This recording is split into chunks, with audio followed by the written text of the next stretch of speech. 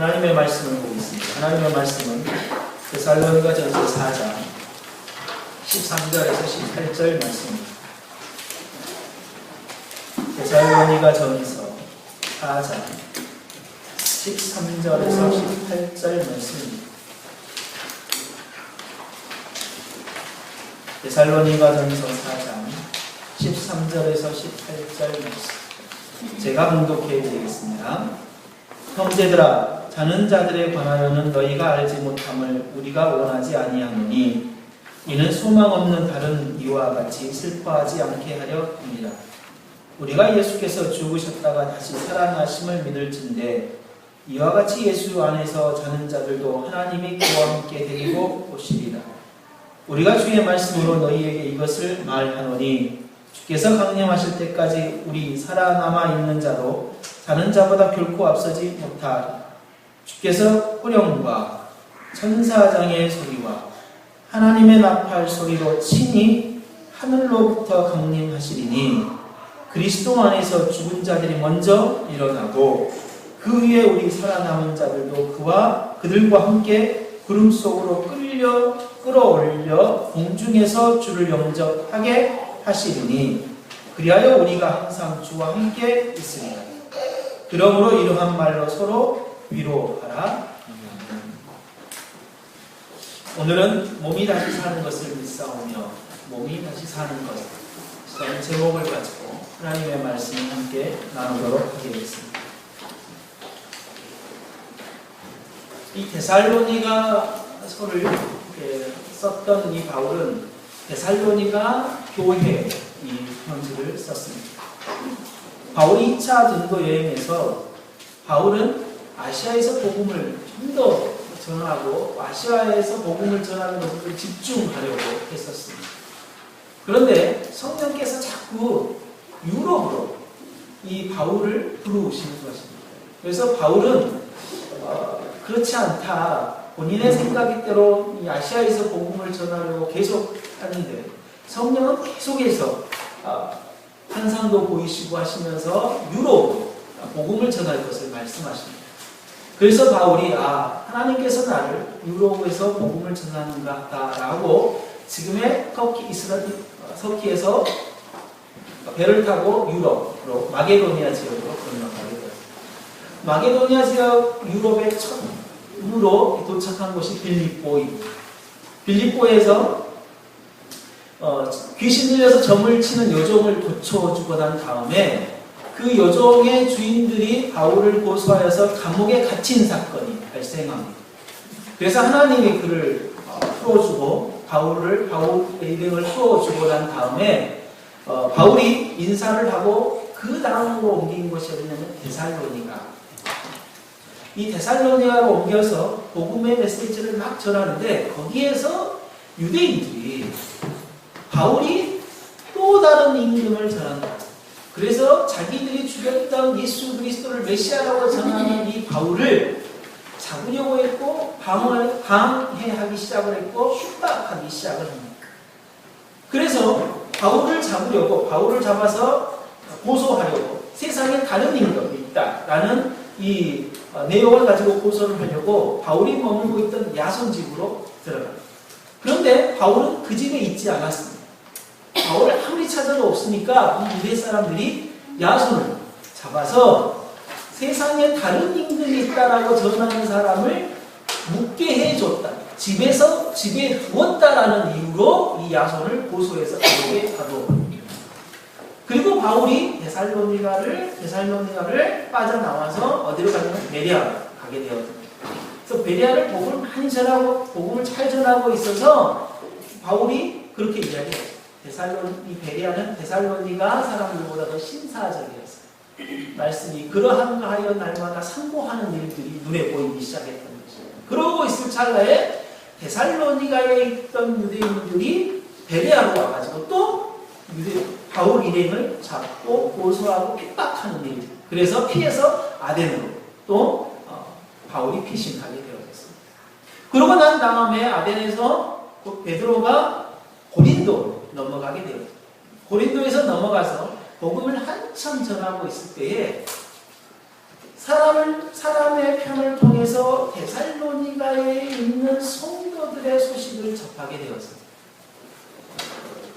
그래서 유럽 지역에 두 번째로 세워진 교회인 이 데살로니가 교회가 바울이 고린도에 있을 때 핍박을 당하고 성도들이 핍박을 당하고 정말 힘들고 어려운 상황에 직면해 있다는 사실을 알게 되었습니다. 그때에 바울이 데살로니가 교회에게 편지를 쓴 게 데살로니가 전서, 데살로니가 후서. 이 데살로니가 전서를 기록합니다. 그래서 먼저 데살로니가 사람들에게 위로를 합니다. 위로의 하나님을 1장부터 3장까지 이야기를 하면서 그러한 핍박과 그러한 상황 속에서도 하나님이 너희들을 위로해 주기를 원한다. 하나님은 위로의 하나님이시다. 너희들이 끝까지 인내하고 견뎌내야 한다. 그리고 내가 들어봤더니 너희들이 예수 그리스도가 승천하신 예수 그리스도가 다시 오실 것이라는 재림의 소망이 너무 커서 곧 예수님이 오신다라는 그러한 어떤 믿음 때문에 먼저 죽어버려. 그러니까 우리가 살아있을 때 예수님이 왔을 때 우리는 괜찮은데 먼저 죽어버린 핍박으로 인해 먼저 죽어버린 우리의 믿음의 성도들은 어떻게 되냐? 부활이 있냐 없냐? 이러한 의문과 이러한 고민에 빠져있는 너희들에게 내가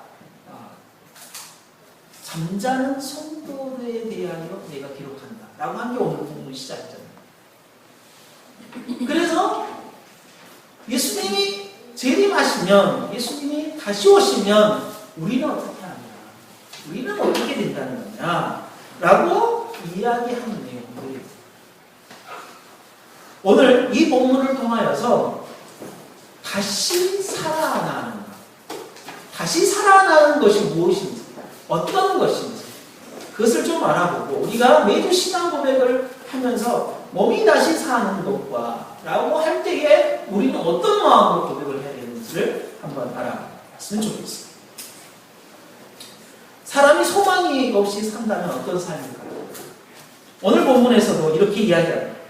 형제들아, 자는 자들에 관하여는 너희가 알지 못함을 우리가 원하지 아니하노니 이는 소망 없는 다른 이와 같이 슬퍼하지 않게 하려니. 그러니까 데살로니가 교인들이 이미 죽어버린 성도들, 내 아버지, 내 가족, 그 가족들이 정말 부활, 재림 때 예수님이 다시 오실 그때에 어떻게 되느냐라고 생각을 하면서 그들에게는 소망이 없다라고 하면서 어떻게 하냐, 그들이 먼저 죽어버려서 이렇게 슬퍼하고 있는 상황을 이야기를 하고 있는 것입니다. 사람이 소망이 없이 이 땅에서 삶을 살아간다면 우리는 되게 일반인 같지 않은, 그러니까 좀 특별한 어떤 삶을, 특별한 어떤 모습을 발견하게 되어질 거죠. 어딘가 좀 어색하고 이상한 분위기를 느끼게 되어져. 우리는 대체적으로 이런 사람들을 넋이당한 사람 이렇게 생각하지 않겠습니까? 그런데 성경은 그리스도를 믿지 않는 사람들에게 소망이 없는 사람이라고 이야기합니다. 에베소서 2장 12절에서 그렇게 이야기하죠. 그때의 너희는 그리스도 밖에 있었고 이스라엘 나라 밖에 사람이 약속의 언약들에 대하여 외인이요 세상에서 소망이 없고 하나님도 없는 자라. 그러니까 하나님을 믿지 않는 사람은 소망이 없는 사람들이에요. 누구의 관점으로? 하나님의 관점. 그들이 엄청난 노력을 하고 그들이 엄청난 뭔가를 향하여 열정적인 삶을 살아가고 정말 부단한 노력을 하는 삶, 그런 사람임에도 불구하고 하나님은 그들을 향하여 소망이 없는 삶, 넋이 나가는, 영혼이 없는 삶이라고 얘기합니다. 영혼이 없는 삶. 하나님은 그들의 삶을 위해서 부질없는 삶이라고 이야기하는 것입니다. 그럼 무엇보다 우리는 소망을 가진 사람이었습니다. 소망을 가진 우리들이 이 세상의 삶을 살아가면서 마치 소망이 없는 사람처럼 삶을 살아가는 살아가는 일이 있다면 어떻게 되겠습니까? 소망을 품고 살아가야 하는 우리들이 소망이 없는 삶처럼 살아가요. 마치 데살로니가 교인들처럼 말이에요. 데살로니가 교인들은 잠자는 자들, 이미 죽어버린 자들에 대한 슬픔이 그들에게는 소망이 없다. 어떡하냐? 라는 이러한 슬픔은 결국 어디서 오는 거예요? 부활에 대하여 정확하게 알지 못하기 때문에 하나님께서 말씀하신 재림에 대하여 정확하게 알지 못하였기 때문에 오는 슬픔, 오는 의문, 오는 걱정과 염려함. 그렇지 않겠습니까? 1년밖에 되지 않았어요. 데살로니가 교회가 세워진 지 1년. 그 1년 후에 데살로니가 교회들은 걱정과 염려가 생겼는데, 걱정과 염려는 뭐냐면 우리가 왜 계속 핍박을 받지? 우리가 왜 이렇게 힘들고 어렵지? 우리가 왜 먹을 것이 없지? 이게 아니었어요. 부활에 대한 걱정과 염려. 뭐냐면 하나님의 말씀에 대한 갈급함. 우리의 성도들도 다 그렇습니다. 처음에는요 걱정과 염려 없어요. 하나님에 대해서 몰라도, 예배가 뭔지에 대해서 몰라도, 그냥 찬양이 뭔지에 대해서 몰라도 교회 나오는 것 자체가 막 기쁘고 즐겁고요. 이야, 이게 너무 재밌고 신나는 막 신앙생활을 전혀 할 수가 있어요. 아무것도 필요 없는 것처럼 알려고 하지 않아도요 재미있어요. 그런데요 한 해가 가고 두 해가 가고 또 가면요 이게 재미있게 했던 뭔가들이 이제 재미가 없어집니다. 그렇지 않겠어요? 그러면서 하나씩 생기는 게 뭐냐면 이제 궁금함이 생겨요.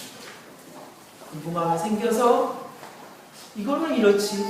이걸 왜 저렇지? 왜 저렇게 행동하지? 왜 이럴 때는 이래야 되지? 하면서 이제 트러블이 생기기 시작해요. 자기 안에 어떤 이 혼란이 오기 시작을 하는 거예요. 아니 그냥 잘 믿고 다니면 되지 하면서 생기는 혼란들이.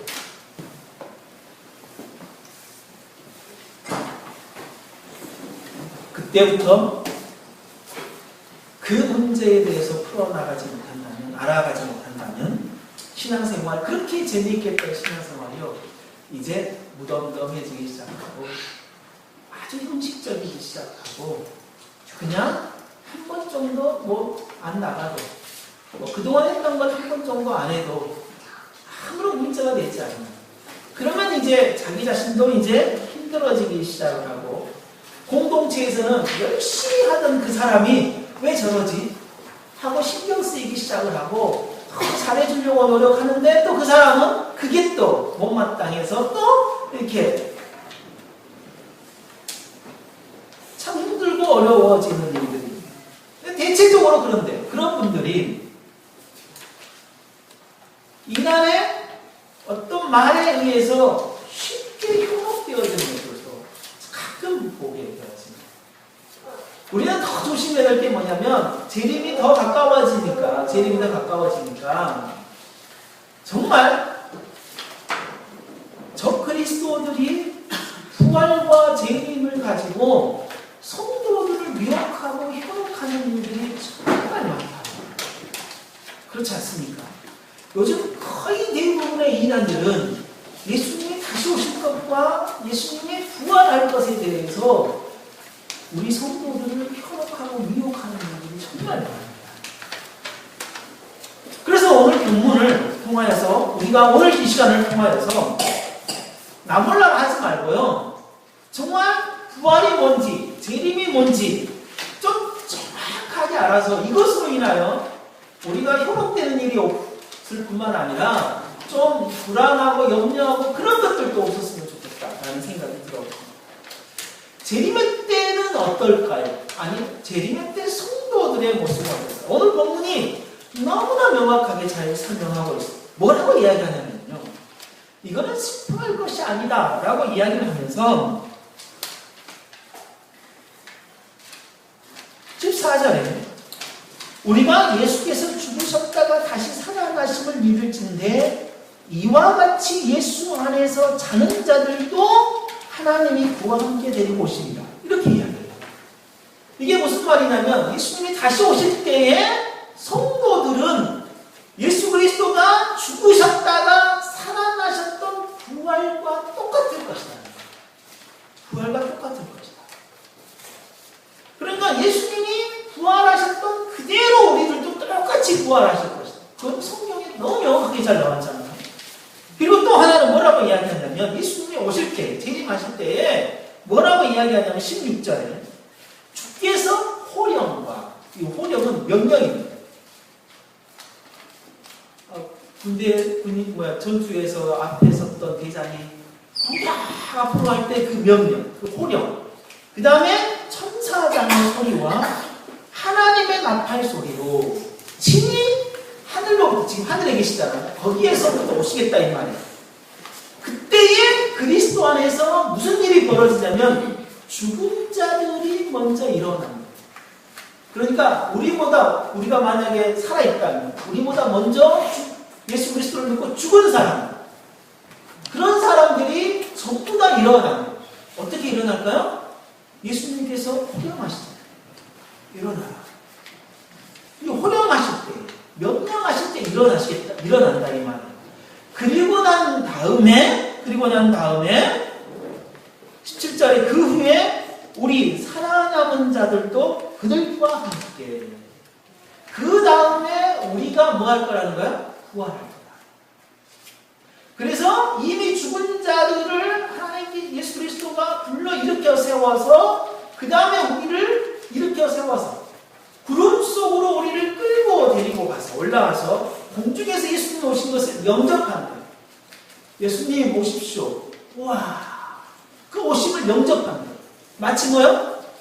신랑을 기다리는 신부들이 저 멀리서, 우리는 지금 이런 풍습이 아니니까 잘 모르지만 그 팔레스타인 지역에서의 풍습은 저 멀리서, 동네 저 멀리에서 신랑이 오는 소리가 들리면 신부들이 등불을 들고 막 나아가서 신랑을 맞이하는, 신랑이 오는 길을 등불을 켜서 예비하는, 그래서 신부의 집까지 안내하는 그런 예비 말이에요. 그 오실 예수 그리스도예요. 그리고 난 다음에 영접하는 일. 그리고 그 이후에 우리가 항상 주와 함께 있을 것이다. 그러니까 영원토록 예수 그리스도와 함께 있을 것이다. 라고 이야기해요. 이게 오시는 방법이에요.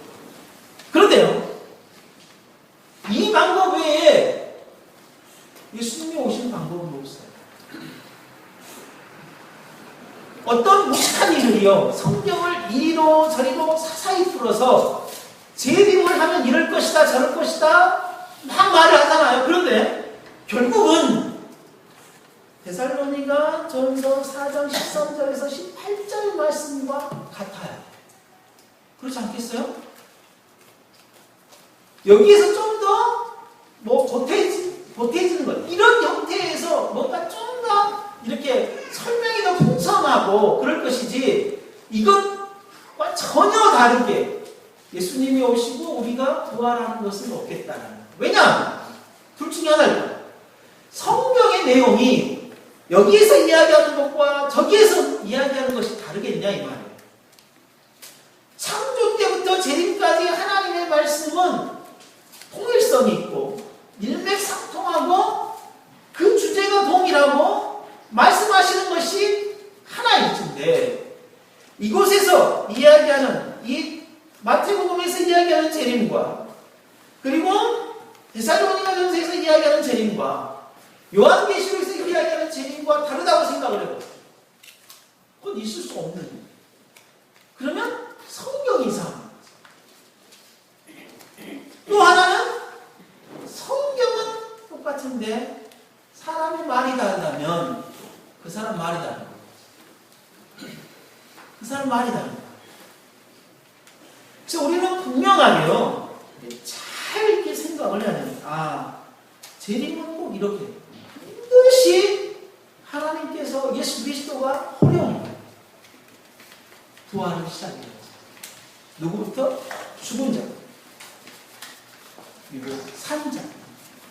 그래서 우리가 함께 구름으로 끌려 올려져서 공중에서 예수님을 영접했다. 예수님이 이 땅에 내려오셔요? 말이 안 돼요. 그럴 수가 없어.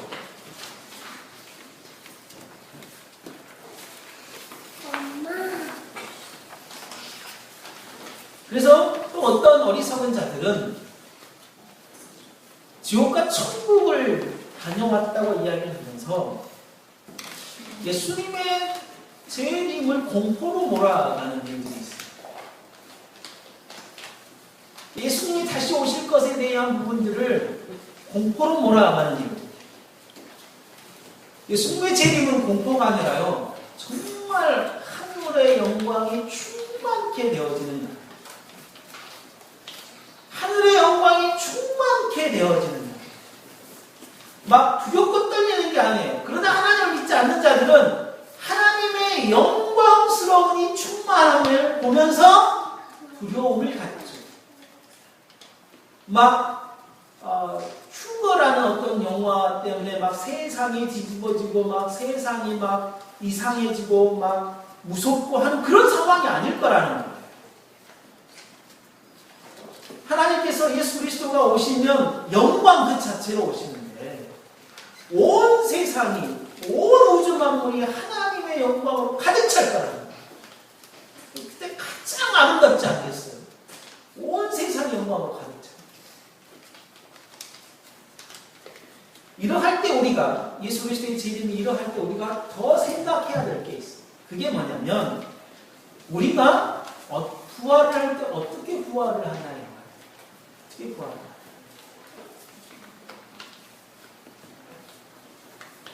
우리의 부활은요, 영의 부활만이 아니에요. 육의 부활, 몸의 부활이 맞습니다. 다시 하겠어요. 영과 몸이 함께 부활하는 온전한 인격체로서의 부활. 지금 요 모습 유리로 부활할 거라는 거예요. 그러나 똑같지 않고 부활체로서 좀 다른 그런 상태로 부활할 거라는 거예요. 예수님의 부활이 그렇지 않습니까? 예수님의 부활이 몸과 그 다음에 영혼이 함께 부활합니다. 영과 육이 온전하게 이루어진 부활이었다. 영과 육은요, 절대로 분리될 수가 없어요. 하나님께서 창조하셨을 때의 사람은 하나님이 육과 영을 분리해서 창조한 게 아니에요. 통일체. 온전한 상태로 하나님께서 만드셨다. 단, 죄로 말미암아 영과 육이 분리되어지는 사망을 우리들이 받게 되어집니다. 그러나 영과 몸이 분리되어지는 이 사망, 이 죄의 결과물은 예수 그리스도로 말미암아 우리가 부활할 때 다시 합쳐져야 하는 거예요. 그래야 뭐요? 죄로부터의 완벽한 승리가 아니겠어요. 왜냐하면 죄 때문에 영과 육이 나눠졌기 때문에. 그러므로 부활 때에는 영과 육이 하나님이 창조하셨을 때 당시로 합쳐져야 됩니다. 그래서 이거는 분리될 수 없어요. 그래서 우리가 부활될 때는 완벽하게 영과 육으로 부활될 것이다 라는 것입니다. 그런데 옛날부터 이 땅에는 영은 선하고 육은 악하다 라는 그러한 어떤 사상들이 팽배해져 있었어요. 그런데 이러한 사상을 기독교 신학자들이 영향을 받았어요. 기독교 목회자들이 영향을 받아서 육체의 부활이 아니라 영적인 부활이다 라고 그렇게 주장하는 사람들이 나타났어요. 그런 영향을 누구에게 받았냐? 바로 플라톤. 그리스 철학자인, 위대한 철학자인 플라톤으로부터 영향을 받기 시작을 했어요. 플라톤이 영과 육을 두 개를 분리했어요.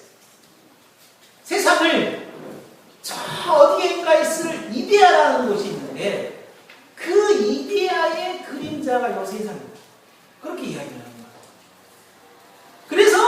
머리를 쓰는, 영혼을 쓰는 사람들은 현인, 지혜로운 사람들이고 지도자들이고, 육체적인 노동을 하는 사람들은 정말 처음 사람들이에요. 그래서 영과 육을 딱 구분합니다. 그런 사상들이 점점 발전하기 시작을 했고, 그런 사상들이 헬라 어떤 철학의 아주 기본이 되고 있었어요. 근데 알렉산더가 그리스의 알렉산더가 세상을 지배했어요. 지배했는데 그 지배할 때에 헬라 문화, 그리스 문화까지 점령 지역에 전파하기 시작했어요. 그래서 유대 땅에도 뭐가 들어왔냐면 헬라 문화가 들어왔어요. 처음 헬라가 들어왔을 때에 분봉왕이었던 헤롯 1세가 헬라 문화를 유대에 접목시키려고 흔하게 노력을 했고, 유대 사람들 가운데 그 헬라 문화를 적극적으로 받아들이고, 그 헤롯 왕이 너무나 정치를 잘한다라고 헤롯 팬클럽이 생겼는데, 그 사람들이 우리가 잘 아는 헤롯 당이에요. 헤롯 당. 헬라를 적극적으로 헬라 문화를 받아들이는 헤롯을 우리는 적극적으로 지지한다 라고 했던 사람들이 헤롯 당. 또 한 문파가 있어요. 그 헬라 문화를 그대로 받아들여져서 어떤 사상으로 연결했는데, 그 사상이 뭐냐면 부활이 없다 라고 주장했던 파들이 있었어요. 이게 사두개파. 그 사두개파들이 이 헬라 문화예요. 그리고 예수 그리스도가 부활을 했습니다. 부활을 목격한 사람들, 초대교회 사람들 가운데 그러한 이분법적, 영과 육이 분리되어졌던 이분법적인 이런 사상을 그대로 받아들여져서, 어떻게 예수님이, 하나님이신 선하신 예수님께서 악한 육체의 몸으로 이 땅에 오실 수 있냐? 오실 수가 없다. 예수님이 이 땅에 오신 것은 육체를 가지고 온 게 아니라 육체를 취한 것처럼, 그래서 가짜로 취하여서 영적으로만 이 땅에 오셨다, 예수님이. 그래서 그걸 가현설이라는 주장을 하게 돼요. 그리고 그 사람들이 나중에는 이제 어떻게 해요? 육을 가지고 있지 않으니까 예수님의 부활도, 육적인 부활도 부정했다. 영적인 부활만 주겠다는 사람. 그 사람들이 누구냐? 초대교회 이단들이 영지주의자. 그 영지주의자들은 이단으로 분류가 되었어요. 만약 현 시대에 이런 생각이 있다면 우리는 고쳐 먹어야 돼요. 절대 영적으로만 부활이 된 게 아닙니다. 그렇죠. 순서가 그렇습니다. 뭐냐면 우리가 이 땅에 예수님이 오시지 않았으니까 죽어요. 죽으면 우리가 죄의 결과물인 육과 영이 분리되어져서, 육은 땅으로, 영은 하늘로 올라가죠. 이건 부활이 아닙니다. 그냥 분리입니다. 예수 그리스도가 오시면 죽었던 육이 살아나서 하늘에 있는 육과 채워져서 온전한 부활체가 되어집니다. 이게 부활입니다. 그러면 우리가 좀 생각을 해봐야 할 때, 그렇다면 그렇게 부활을 해서 합쳐져서 온전한 몸이 된다면 지금 이 몸을 어떻게 해야 될 겁니까? 다시 합쳐져야 되는데 태워버리면 우리 몸이 없어져 버려요. 이거 어떡하지?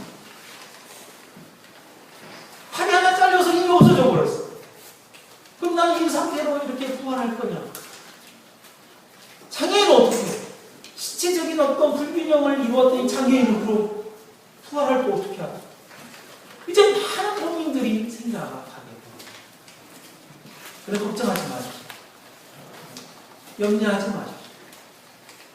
하나님 우리를 부활시킬 때 우리의 몸은 하나님께서 가장 힘이 보기 좋은 상태에 우리를 만드셨던 것처럼 우리들이 부활합니다. 정말입니다. 우리의 몸이 썩어져 없어버린 육체가 부활을 하는 거랑 태워버려서 육신이 없어진 것이 부활하는 거 똑같은 거 아니에요?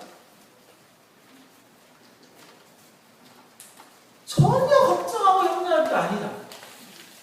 우리의 부활은 하나님께서 가장 완벽한 상태로 신이 보기 좋게 영과 몸이 합쳐져서 부활, 온전한 인격체로 부활했다는 사실을 분명하게 봐야 한다라는 것입니다. 그런데 이렇게 부활된 사람이 만약에 그렇다면 어떠한 성격을 가지고 있을까요? 부활할 때 이 부활체가 어떤 성격을 가질 거냐? 그게 데살로니가전서 15장 42, 44절 아주 잘 나와요. 같이 읽어보겠습니다. 고린도전서 15장 42, 44절.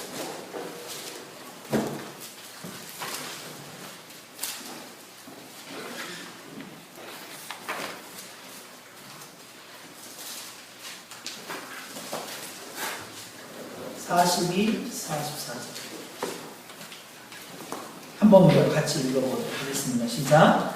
죽은 자의 부활도 그와 같으니 썩을 것으로 심고 썩지 아니할 것으로 다시 살아나며 욕된 것으로 심고 영광스러운 것으로 다시 살아나며 약한 것으로 심고 강한 것으로 다시 살아나며 몸의 몸으로 육의 몸으로 심고 신령한 몸으로 다시 살아나나니 육의 몸이 있은즉 또 영의 몸도 있느니라. 무엇보다도 부활한 몸은 썩지 아니할 몸입니다. 그러니까 우리가 부활을 하게 되었을 때 우리의 부활체는요 썩지 아니할 몸입니다. 몸은 죽어서만이 아니라요 살아있을 때도 몸이 썩어요. 아시죠? 오랫동안 누워있는 사람, 욕창이라고 하죠. 그것을 깨끗하게 심고 통풍을 시켜주지 않으면 썩게 되어 있습니다. 어떤 아가씨가 얼굴에 거짐이 하나 핀 것처럼 보이는데 이게 갈수록 이상해져서 병원 갔더니 파내면 된다 해서 파냅니다. 근데 파내고 난 다음에 또 거기에 이상한 게 생기고 결국은 희귀병, 여기가 썩어져 들어가요. 병을 고칠 수 없는 그런 상태. 왜냐하면 우리의 몸은요 썩어질 거예요. 원래 하나님께서 창조하셨을 때 우리의 몸은 죽지 않고 썩지 않고 그러할 상황인데요. 우리는 이 죄의 영향 아래에 있기 때문에 결국 썩어져 버립니다. 그러나 부활한 몸은 다시 썩을 일이 없어요. 부활한 육체는 다시 썩지 않는 곧 그 말은 무슨 말이에요? 부활할 몸은 다시 썩지 않는다는 이야기는 썩을 가능성이 전혀 없는 결국 죄를 지을 가능성이 전혀 없는 몸의 상태입니다. 죄 때문에 우리의 몸이 썩어져 버리잖아요. 그러나 부활할 몸은 다시 썩을 일이 없대요. 그 말은 우리는 이제는 완벽하게 죄의 영향에서 벗어난 상태. 그런 상태가 되잖아요. 그래서 그걸 소망하십시오. 정말 내가 부활할 그때는 내가 다시는 죄의 영향을 받지 않고 그럼에도 불구하고 이 땅에서 편하게 죄를 짓지 않으려고 노력하고 살아. 이게 우리들의 자세. 두 번째는 뭐를 이야기해요? 부활한 몸은 영광스러운 몸이다. 영광스러운 몸. 에베소서 골로새서 3장 4절에서는 뭐라고 이야기를 하고 있냐면요. 골로새 3장 4절에서 뭐라고 이야기하고 있냐면 우리가 예수님과 함께 영광 중에 나타날 거예요. 우리가 예수님과 영광스러운 영광 자체가 될 거예요. 예수님께서 우리를 영광스럽게 하셨다. 이게 부활의 몸, 이게 부활체의 몸. 우리가 영광, 더 이상 어려움이나 고난이나 그리고 힘듦이나 예수 그리스도를 믿는다는 이유 때문에 하나님께 예배한다는 이유 때문에 손박질을 당하거나 하는 그게 아니라 우리가 모든 사람에게 영광을 받는 영광체가 됩니다. 그래서 바울은 그렇게 이야기했죠. 장차 올 영광의 고난과 그 다음에 어려움은 비교할 것이 안 된다. 너희들이 이렇게 어려움을 받고 고난받는 것을 견뎌내고 정말 힘들고 어렵겠지만 앞으로 너희들에게 올 영광과는 이게 비교가 어려우니까 정말 이것을 인내하고 무엇을 바라보면서 앞으로 올 영광을 바라보면서 인내하고 우리가 그렇게 살아요. 이 땅에서 삶을 살아가는 것은 정말 앞으로 우리가 그렇게 영광스럽고 될 만한 너무 놀라운 은혜 가운데 가는 과정이기 때문에 지금 우리가 여기에서 좀 당하는 힘들고 어려운 것 그 다음에 다 많은 것들에 대해서 전혀 신경 쓸 이유가 전혀 없는 것입니다. 안 그랬으면 좋겠어요. 그래서 좀 힘들고 어려운 거 얼마나 힘들고 어렵겠어요. 이 땅에서. 그렇지 않겠습니까? 하나님을 믿는 것 때문에 힘들고 어렵다면 우리가 영광스러운 몸이 된다는 사실을 바라보고 싶어요. 두 번째, 세 번째는 뭐라고 이야기하냐면 강한 몸이 됩니다. 강한 몸. 이 세상에 살아가는 몸은 너무 허약하지 않습니까? 아무리 늘씬하고 멋있는 몸을 가진 아가씨여도 아무리 멋진 근육의 몸을 가진 남자여도 20대 중반 이후가 넘어가면 몸이 점점 세포들이 노쇠하기 시작을 하고 몸이 점점 죽어가기 시작합니다. 그럴 수밖에 없습니다. 아주 작은 상처가 우리를 죽음으로 몰고 가기도 하고요. 아주 작은 상처가 일상생활을 힘들게 만들기도 합니다. 그러니까 우리의 몸은, 이 땅에서 우리의 몸은 너무 연약해요. 너무 연약해요. 너무 불편하고. 그렇지 않겠어요? 아침에 일찍 일어나고 싶은데 몸이 나를 너무 불편하게 해요. 정말 부지런하고 싶은데 몸이 우리를 불편하게 만드는 것이 그렇지 않겠습니까? 그런데 부활한 몸은요, 강한 몸이 됩니다. 강한 몸. 그래서 49절에 뭐라고 이것을 표현했냐면 하늘에 속한 자의 형상이다. 하늘에 속한 자의 형상. 고린도전서 15장 49절에 하늘에 속한 자의 형상이다 라고 그렇게 표현을 합니다. 하늘에 속한 자의 형상을 입었대. 그래서 강해졌대. 그래서 부활체가 되면 우리의 몸은 더 이상 약하지 않고 더 이상 아프지 않고 더 이상 병들지 않고 더 이상 슬픔과 괴로움이 그리고 애통하는 일이 없게 되어집니다. 그래서 계시록 21장 4절에 다시 사망이 없고 애통한 것이나 곡한 것이나 아픈 것이나 다시 있지 않을 것이다. 그렇게 이야기를 하는 거예요. 우리는 다시 죽지 않고 다시 아프지 않고 다시 애통할 일이 없는 거예요. 그러니까 이 땅에 살면서 충분하게 아파보시고 더 아플 일이 없을 거예요. 이 땅에 살면서 충분하게 애통해보시고 더 애통할 일이 없을 것입니다. 이 땅에 살면서 충분하게 고통을 느껴보시고 그래도 만족하고 좀 사십시오.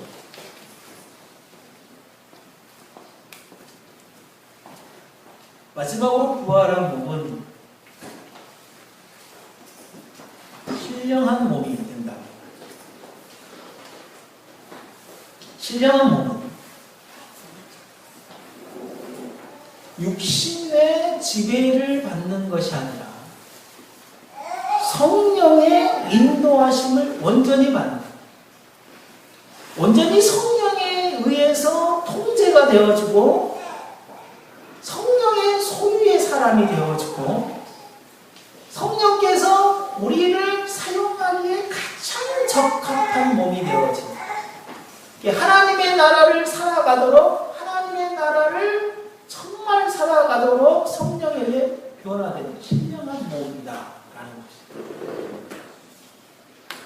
이런 몸은 절대 영적인 몸만을 이야기하는 게 아니에요. 이야기했던 것처럼 육을 가진 몸이에요. 육과 영이 통합된 온전한 인격체, 그런 인격체로서 성령의 온전한 지배를 받는, 성령이 사용하시기에 가장 좋은 신령한 몸이 된다라는 것입니다. 그래서요, 예수님께서는 뭐라고 그랬습니까? 부활하시고 난 다음에 누가복음 24장에서 영은 살과 뼈가 없다. 예수님께서 그렇게 제자들을 이야기해요. 영은 살과 뼈가 없다. 그러나 부활한 나를 너희들이 보는 바와 같이 나는 살과 뼈가 있다. 만져봐라. 이렇게 이야기해요. 이게 부활이에요. 정말 우리가 잘 생각해야 할 것은 부활이 저 멀리 있는 게 아니에요. 부활이 지금 여기에요. 지금. 우리가 지금 부활한 어떤 삶을 한도 살아가려고 노력하고 맛보고 있는 사람이란 말이에요. 심지어 예수님은요, 제자들에게 생선 한 토막을 넘겨받아가지고요, 그 생선을 잡수셨어요. 부활이 저 멀리 있는 게 아니라 지금 여기서부터 부활이 시작한다는 거예요. 왜? 우리는 새롭게 된 새로운 피조물이에요. 부활을 맛보는 거예요, 지금 우리가. 영과 육이 합쳐져 있는 상태에서 예수 그리스도를 따라가고 성령의 인도를 받고 하나님의 영광을 드러내며 삶을 살아가면서 지금 부활을 맛보는 삶을 살아가는 중이다. 그럼 절대 잊어서는 안 되는 거예요. 부활이 참 멀리 있다고 생각하지 마시고 지금 우리에게 있는 거예요. 이게 부활을 품고 사는 소망을 가진 사람의 삶입니다. 소망을 가진 사람. 우리가 몸이 다시 산다고 고백하는 것 어떻겠습니까? 지금 그 부활한 몸으로서의 부활을 맛보고 삶을 사는 것이다. 그럼 어떻게 해야 되겠냐? 육과 영이 온전한 통합을 이루는 온전한 인격체로서 내가 살아가야 되겠다. 온전한 인격체로서. 정말 예수님과 같은 삶을 살아가야 되겠다. 그래서 예수님과 같이 부활된다는 사실에 대해서 절대 잊어서는 안 되겠고 다시 썩지 아니할 거고 우리의 몸은 정말 강해질 거고 영광스러워질 거고 신령한 몸이 될 것에 대한 기대와 소망을 품고 이 땅에서도 그런 삶을 살아가는 분들이 있어요. 그래서 몸이 다시 사는 것을 믿사오며 라고 고백할 때 주님 지금 내가 지금 부활의 소망을 품고 살아갑니다. 정말 이 땅에서 내가 부활하는 사람처럼 살아가고 있어요. 이러한 마음으로 이렇게 신앙 고백을 합니다. 우리 모두가 되시기를 바랍니다. 이 시간 함께 기도하겠습니다.